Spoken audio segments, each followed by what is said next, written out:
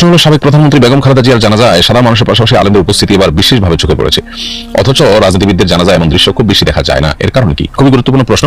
সাবেক তিনবারের প্রধানমন্ত্রী বেগম খালেদা জিয়ার জানাজায় সাধারণ মানুষের পাশাপাশি আলেম ওলামা মাদ্রাসার ছাত্রদের উপস্থিতিটা বেশ উল্লেখযোগ্য ছিল।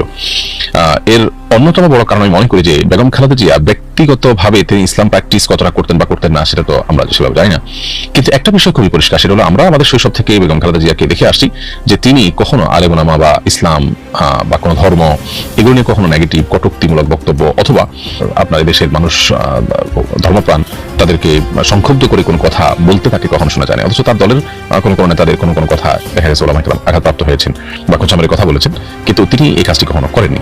এটির মধ্য দিয়ে তিনি মূলত তার স্বামী শহীদ প্রেসিডেন্ট জিয়াউর রহমানের যে আদর্শ সেটিকে ধারণ করেছেন।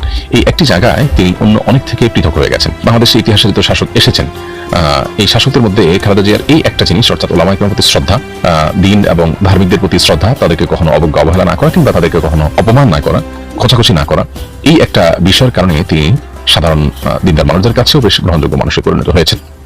তাছাড়া প্রচন্ড রকমের মাজলুম হওয়ার কারণে বয়সেও এত জুলুমের শিকার হয়েছেন। পুরো পরিবার, তার ঠিকানা, আবাসন, জীবন সবকিছু যখন তছনছ করে দেওয়া হলো তখন খুব স্বাভাবিক সাধারণ মানুষের সিম্প্যাথি তার প্রতি যুক্ত হয়েছে।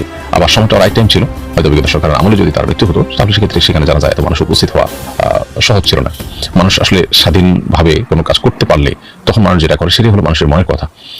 আর স্বাধীনভাবে যখন কাজ করতে পারে না তখন আসলে মানুষের সিদ্ধান্তের মাধ্যমে তার সঠিক যে অবস্থান সেটা সবসময় পরিষ্কার হয় না। যাই হোক, তো বেগম খালেদা জিয়ার বলতে আল্লাহ তাআলা মাফ করে থাকে, আল্লাহ তাআলা জান্নাত বাসী করুন দোয়া করি। এবং তার যে বিষয়টা কারণ তিনি অন্য হয়েছেন, তার অন্য হওয়ার মতো আরো বিষয় থাকতে পারে, আমি যেটি কথা উল্লেখ করেছি সেটি, এবং তার স্বামী এবং শহীদ প্রেসিডেন্ট জিয়াউর রহমানের যে আদর্শ সেটি যেন এই দলের অন্যান্য নেতৃবৃন্দ তারা যেন ধারণ করতে পারেন, আমরা সে দোয়া তাদের জন্য করি।